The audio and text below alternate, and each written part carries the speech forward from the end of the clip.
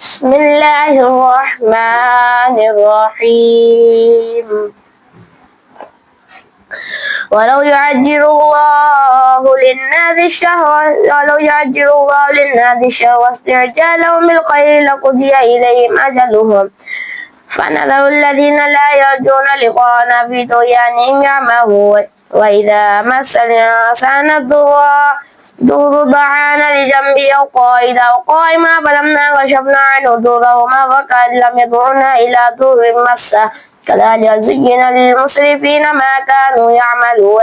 ولقد أهلكنا القرون من قبلكم لما ظلموا وجاءتهم رسلهم بالبينات وما كانوا ليؤمنوا كذلك نجزي القوم المجرمين. ثم جعلناكم خلائف في الأرض من بعدهم لننظر كيف تعملون.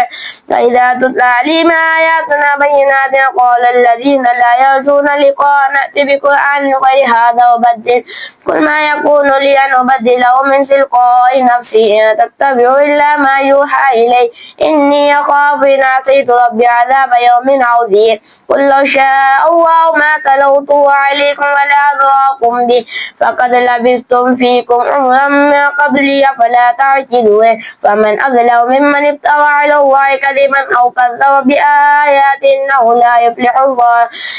لا يفلح المجرمون. ويعبدون من دون الله ما لا يضرهم ولا ينفعهم ويقولون هؤلاء شفعاؤنا عند الله قل أتنبئون الله بما لا يعلم في السماوات ولا في الأرض سبحانه وتعالى عما يشركون.